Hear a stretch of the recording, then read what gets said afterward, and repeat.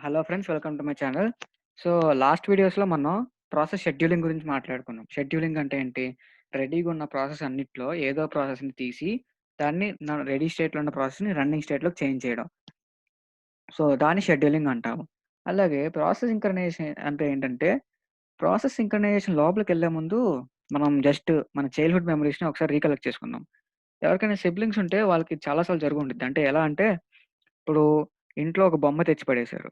ఆ బొమ్మ తెచ్చి పడేస్తే ఇప్పుడు అన్న, తమ్ముళ్ళున్నారనుకో, అన్నకి ఆ బొమ్మ నచ్చితే తమ్ముడికి కూడా సేమ్ అదే బొమ్మ నచ్చిద్ది. సో, ఇద్దరు పిల్లలు ఆ బొమ్మ కోసం కొట్టుకుంటారు. సేమ్ అలాగే ఇదెందుకు చెప్తున్నా అంటే ప్రాసెస్‌లో కూడా సేమ్ ఇలాగే జరిగిద్ది. ఎలా అంటే ఇప్పుడు ఒక ప్రాసెస్‌కి ఒక రిసోర్స్ కావాలి. సేమ్ అదే టైంకి ఇంకో ప్రాసెస్‌కి గూడా సేమ్ అదే రిసోర్స్ కావాల్సొచ్చిందనుకో, 2 ఇంకా కూర్చొని ఎలా పడితే అలా కొట్టుకుంటాయి. సో, పెద్దలుగా మన బాధ్యత ఏంటి? కంప్యూటర్ ఇవన్నీ చిన్న చిన్న పిల్లలు. సో, మన బాధ్యత ఏంటి? ఆళ్ళు కొట్టుకోకుండా 2 ప్రాసెస్‌లు కొట్టుకోకుండా వాటిని కలిసిమెలిసి ఉండేలా చూడడం మన బాధ్యత. సో, మన బాధ్యత మనం ఎలా తీర్చగలం? ఎలా తీర్చగలం అంటే వాళ్ళ రిసోర్స్‌లు వాళ్ళకి ఎవరికి ఏ రిసోర్స్ ఎప్పుడివ్వాలి? ఎలా ఇవ్వాలి? అవన్నీ డిసైడ్ మనమే చేయాలి. ఏ పిల్లోడికి ఏ రిసోర్స్ ఇవ్వాలి అనేది మనమే డిసైడ్ చేయాలి. అలాగే ఇక్కడ గూడా ప్రాసెస్ సింక్రనైజేషన్ ఏం చేసిద్దంటే, ఏ ప్రాసెస్‌కి ఏ రిసోర్స్ ఇవ్వాలి, ఆ రిసోర్స్ ఎలా ఇవ్వాలంటే, దానివల్ల ఓ లాక్ అనేది ఏర్పడకూడదు. అంటే ఒకే దానికి 2 ప్రాసెస్‌లు కొట్టుకోకూడదు. సో, ఇది ప్రాసెస్ సింక్రనైజేషన్ యొక్క మెయిన్ ఎయిమ్. సో, దీన్ని డీప్‌గా గనుక మనం చూసినట్లయితే ఎలా అంటే సపోజ్ ఇక్కడ 2 ప్రాసెస్‌లున్నాయి. P1, P2. P1, P2 అని 2 ప్రాసెస్‌లున్నాయి.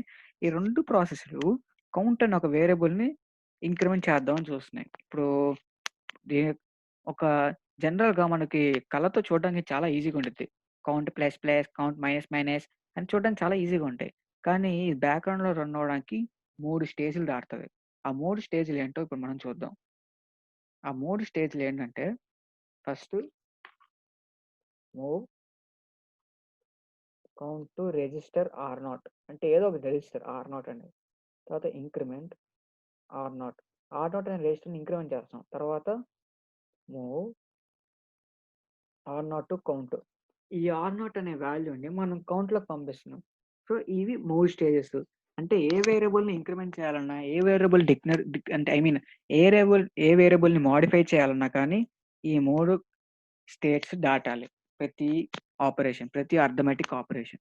సో, ఇక్కడ ఏం జరుగుతుందంటే హ్మ్, ఇనీషియల్‌గా ఫర్ సపోజ్ ప్రాసెస్ P1 అనేది ఈ ఫస్ట్ లైన్‌ని ఎగ్జిక్యూట్ చేసింది. మూవ్ కౌంట్ ఆర్0 అంటే ఆర్0 అనే రిజిస్టర్‌లోకి 5 అనే వాల్యూ స్టోర్ చేసుకుంది.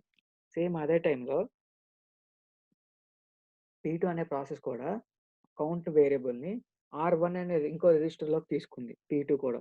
సో, ఇప్పుడు ఆర్1, ఆర్2 రెండిట్లో ఏముంది 5 వాల్యూ ఉంది. తర్వాత P1 ఏంటి ఆర్0 ఇంక్రిమెంట్ చేసింది. ఇప్పుడు ఆర్0లో ఏముంది వాల్యూ 6 ఉంది. కానీ అదే P1 సమ్‌హౌ అప్పుడు ప్రీఎమిట్ అయిపోయింది. అంటే ఆగిపోయింది. ఎగ్జిక్యూషన్ చేయడం ఆగిపోయింది. అంటే దానికంటే హై ప్రయారిటీ ప్రాసెస్ వచ్చుండొచ్చు. లేకపోతే సంథింగ్ ఇంకేదో కండిషన్స్. P1 అనేది ఎగ్జిక్యూషన్ ఆగిపోయింది. సో, ఇప్పుడు P2 ఏంటి?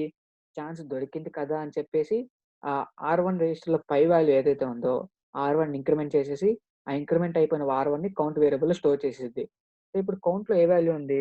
కౌంట్‌లో ఆర్1 వాల్యూ ఉంది. ఆర్1 వాల్యూ ఎంత? ఆర్1 వాల్యూ 6. సో, కౌంట్‌లో ఏ వాల్యూ ఉండిద్ది? 6 వాల్యూ ఉండిద్ది.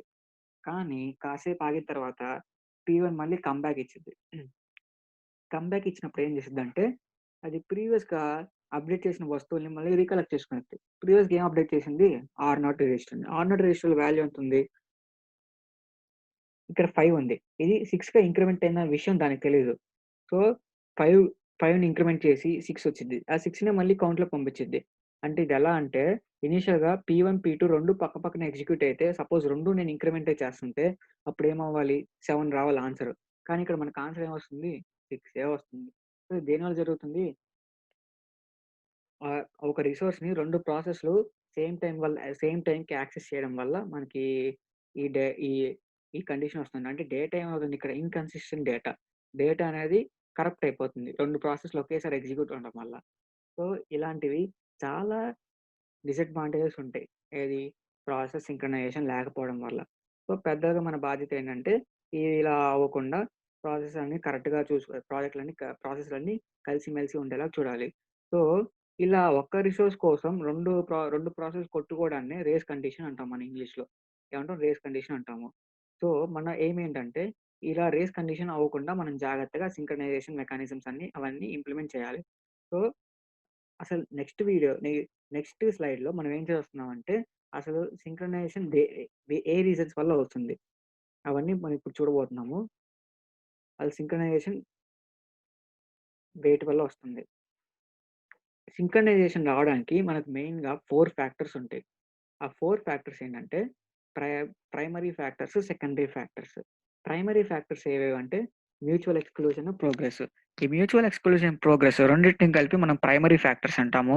అలాగే బౌండెడ్ వెయిట్, ఆర్కిటెక్చర్ న్యూట్రాలిటీ ఈ రెండిటిని కలిపి మనం సెకండరీ ఫ్యాక్టర్స్ అంటాము. సో, మనకి లాక్ అవ్వకుండా ఉండాలంటే ఈ ప్రైమరీ ఫ్యాక్టర్స్‌ని పక్కా సాటిస్ఫై చేయాలి. ఈ సెకండరీ ఫ్యాక్టర్స్‌ని సాటిస్ఫై చేసినా, చేయకపోయినా పర్లేదు. అంటే దాన్ని మనం పెద్దగా పట్టించుకోము. అంటే ఉండాలి. ఉంటే ఓకే. లేకపోయినా ఓకే. నష్టమేం లేదు. సో, ఫస్ట్ ఒక్కో దాని గురించి తెలుసుకుందాం. మ్యూచువల్ ఎక్స్‌క్లూజన్ అంటే ఏంటి? మ్యూచువల్ ఎక్స్‌క్లూజన్ అంటే ఇందాక మనకి అసల ఆ ఇన్‌కన్సిస్టెన్సీ ఎందుకొచ్చింది? ఇన్‌కన్సిస్టెన్సీ ఎందుకొచ్చిందంటే ఒకే రిసోర్స్‌ని ఆహ్, 2 ప్రాసెస్‌లు సేమ్ టైమ్‌లో యాక్సెస్ చేసాయి. సో, అలా అవ్వకుండా ఉండడాన్ని మ్యూచువల్ ఎక్స్‌క్లూజన్ అంటారు. మ్యూచువల్ ఎక్స్‌క్లూజన్ అంటే ఒకదాని తర్వాత ఇంకోటి రావడం. తర్వాత ప్రోగ్రెస్. ప్రోగ్రెస్ అంటే మనందరం 'మగధీర' సినిమా చూసుంటాం. 'మగధీర' సినిమాలో 'రణ్దేవ్ బిల్ల' మనందరికి తెలుసు. 'రణ్దేవ్ బిల్ల' మోటివ్ ఏంటి? వాడికి దక్కనిది ఇంకెవరికీ దక్కనివ్వడు. సో, లాస్ట్‌లో కాజల్ మీదకి టింగ్ అని ఒక కత్తి విసిరేస్తే కాజల్ చచ్చిపోయిద్ది. సో, దాన్నేమంటారు? శాడిజం అంటారు. అంటే మనకు దక్కనిది వేరే వాడికి దక్కకూడదనేది చాలా వరస్ట్ థింగ్. సో, అలాగే ఇప్పుడు సింక్రనైజేషన్‌లో కూడా ఏంటంటే కొన్ని ప్రాసెస్‌లుంటాయి. కొన్ని ప్రాసెస్‌లేంటి? వాడి దగ్గర కొన్ని రిసోర్స్‌లు పెట్టుకుంటాయి. ఇంకో రిసోర్స్ కోసం ఎదురు చూస్తా ఉంటాయి. ఇప్పుడు ఆ ప్రాసెస్సు నాకు ఎటు ఆ రిసోర్స్ రాలేదు అని చెప్పి దీని దగ్గర ఉన్న రిసోర్స్‌ని వదిలేసిద్దా? వదలదు. అదొచ్చేదాకా నేను దీన్ని వదలను అని చెప్పి అలాగే పెట్టుకొని కూర్చునిద్ది. అలాగే ఇంకొన్ని ఉంటాయి. ఇంకొన్ని ఎలాగంటే ఆహ్, అవ ఆహ్, కొన్ని కేసెస్ మనం టర్న్ వేరియబుల్‌లో చూస్తాము. లాకు, టర్న్ అలా చాలా ఉంటాయి ఇంకా. వాటిలో చూస్తాము. అప్పుడు మీకు ఇంకా ప్రోగ్రెస్ గురించి క్లియర్‌గా ఎక్స్‌ప్లెయిన్ చేస్తాను. ఫైనల్లీ ప్రోగ్రెస్ అంటే ఏంటంటే ఒక ప్రాసెస్ రన్ అవ్వకపోతే అది ఇంకో ప్రాసెస్ రన్ అవ్వడాన్ని ఆపకూడదు. అంటే సాడిజం చూపియకూడదు ఒక ప్రాసెస్ అనేది. దాన్ని ప్రోగ్రెస్ అంటాం. తర్వాత బౌండెడ్ వెయిట్. బౌండెడ్ వెయిట్ అంటే ఏంటంటే సపోజ్ మన క్యూలో ఒక 5, 6 ప్రాసెస్‌లున్నాయి.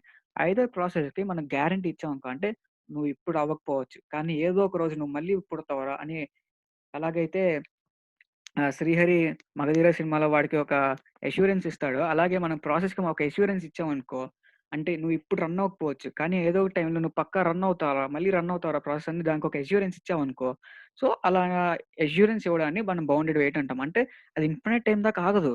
బట్ కాసేపు ఆగిద్ది అంతే. అలాగే ఆర్కిటెక్చర్ న్యూట్రల్. ఆర్కిటెక్చర్ న్యూట్రల్ అంటే ఏంటంటే, మనం టెస్ట్ అండ్ సెట్ లాగ్స్‌లో చూస్తాము. ఆర్కిటెక్చర్ న్యూట్రల్ అంటే మనం ప్రపోజ్ చేసే ఆల్గోరిథము అన్ని ఆపరేటింగ్ సిస్టమ్స్‌లో రన్ అవ్వాలి. అంటే ప్రతి ఆపరేటింగ్ సిస్టము దానికి సపోర్ట్ చేయాలి. సో, అది ఆర్కిటెక్చర్ న్యూట్రల్. సో, ఈ 4 కండిషన్స్ కనుక సాటిస్ఫై అవుతే మనకి ఇవేముండవు. ప్రాసెస్ సింక్రనైజేషన్ సక్సెస్‌ఫుల్‌గా రన్ అవుతున్నట్టు. అంటే మనం ఏమన్నా ఆల్గోరిథం ఇంప్లిమెంట్ చేస్తే ఈ 4 కండిషన్స్ చెక్ చేసుకోవాలి. ఈ 4 కండిషన్స్‌లో ఏ కండిషన్‌కైనా మన ఆల్గోరిథం సాటిస్ఫై చేయలేదనుకో, అప్పుడు మనము రాసిన ప్రపోజ్ చేసిన ఆల్గోరిథం అనేది చాలా వరస్ట్ ఆల్గోరిథము. అది ప్రాసెస్ సింక్రనైజేషన్‌కి హెల్ప్ అవ్వట్లేదు. సో, అవి మనం చూసుకోవాల్సింది. ప్రాసెస్ సింక్రనైజేషన్‌లో మనం నార్మల్‌గా వాడే టర్మ్స్ ఇవన్నీ. అవేంటంటే critical section, non critical section. Critical section అంటే ఏంటంటే, మనం ఏ రిసోర్స్ అయితే అందరికి అవైలబిలిటీలో ఉంటుందో, అంటే ఏ రిసోర్స్‌నైతే 2 ప్రాసెస్‌లు మోడిఫై చేయడానికి ట్రై చేస్తుందో, అంటే దాంట్లో డేటాకి సెక్యూరిటీ ఉండదు. అలా సెక్యూరిటీ ఉండని డేటాని క్రిటికల్ సె క్రిటికల్ సెక్షన్‌లో పెడతాము. ఆ క్రిటికల్ సెక్షన్‌లోకి ఎంటర్ అవ్వడానికి ఎంట్రీ సెక్షన్ ఒక ఉంటది. ఎగ్జిట్ అవ్వడానికి ఎగ్జిట్ సెక్షన్ అని ఉంటది. అంటే ఏంటి? ఆ ప్రాసెస్ అంటే సపోజ్ ఇప్పుడు నీ మీద ఎవరైనా ఇద్దరు ముగ్గురొచ్చి అటాక్ చేస్తున్నారు. అంటే నువ్వు ఇప్పుడు క్రిటికల్ పొజిషన్‌లో ఉన్నావు. నువ్వు క్రిటికల్ పొజిషన్‌లో ఉన్నప్పుడు నువ్వేం చేస్తావు? పరిగెత్తుకుంటూ ఎళ్లి ఒక రూమ్‌లో తాళం వేసుకుంటావు. సో, అలాగే ఒక రిసోర్స్ కూడా ఏం చేసిద్దంటే అది క్రిటికల్ పొజిషన్‌లో ఉన్నప్పుడు దాంతో అదో రూమ్‌లో తాళం వేసుకునిద్ది. ఆ రూమ్‌లో ఫ్రంట్ డోర్‌నేమో మనం ఎంట్రీ సెక్షన్ అంటాము. బ్యాక్ డోర్‌నేమో మనం ఎగ్జిట్ సెక్షన్ అంటాము. జస్ట్ ఇవన్నీ సింపుల్ లైఫ్ మన రియల్ లైఫ్‌లో జరిగే ప్రాబ్లమ్స్ ఇవన్నీ. దాన్ని వీళ్ళు ఆపరేటింగ్ సిస్టమ్‌లో ప్రాసెస్‌కి గూడా సేమ్ అవే మెకానిజమ్స్ పెట్టారు అంతే. సో, ఇది ఫ్రెండ్స్ ప్రాసెస్ సింక్రనైజేషన్. నెక్స్ట్ వీడియోలో మేము locks, turn and set lock అలా చాలా లాక్ గురించి ఎక్స్‌ప్లెయిన్ చేయబోతున్నాము. ప్రాసెస్ సింక్రనైజేషన్‌లో చాలా అల్గోరిథమ్స్ ఉంటాయి. లైక్ పీటర్సన్స్ అల్గోరిథమ్, బ్యాంకర్స్ అల్గోరిథమ్ అలా ఇంకా చాలా ఉంటాయి. సో, అవన్నీ మేము ఎక్స్‌ప్లెయిన్ చేస్తాము. ఫాలో అవుతూ ఉండండి మా వీడియోస్‌ని. ఒకవేళ ఈ వీడియో గనుక మీకు నచ్చినట్లయితే మా ఛానెల్‌ని సబ్స్క్రైబ్ చేయండి. అలాగే మా వీడియోస్ అన్నిటిని లైక్ చేయండి. Thank you friends.